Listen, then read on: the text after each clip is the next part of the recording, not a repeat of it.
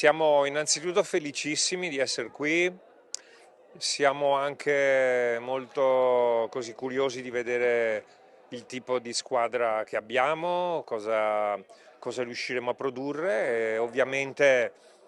abbiamo aspettative verso noi stessi alte, giochiamo come sempre per provare a vincere e questo è l'obiettivo nostro, come sempre. Si è alzato il sipario sulla stagione dell'Umana Reyer femminile. La squadra si è radunata al Palasport Ancillotto di Mestre a causa della situazione critica del Taliercio dopo gli allagamenti dei giorni scorsi, pronta a partire con carica, entusiasmo e nuove giocatrici. La squadra è stata sì rinnovata, però il gruppo storico delle italiane c'è,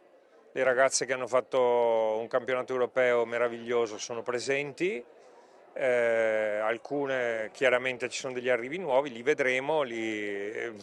sperimenteremo, abbiamo poco tempo e cercheremo di usare il tempo nella maniera migliore possibile. Per affrontare il campionato italiano e quello europeo. Si riparte con grande entusiasmo anche perché la stagione scorsa ha avuto veramente dei picchi importanti, penso alla vittoria in Supercoppa, le finali sia in campionato che di Coppa Italia e il passaggio di turno in Eurolega che era la prima esperienza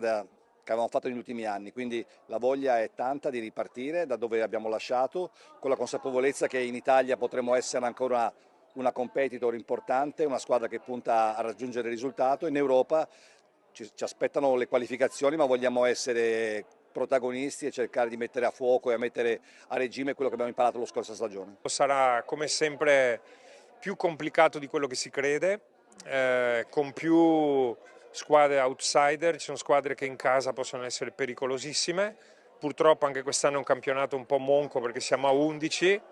è un po' così inspiegabile da dire alle ragazze, però cercheremo di capire subito all'inizio che tipo di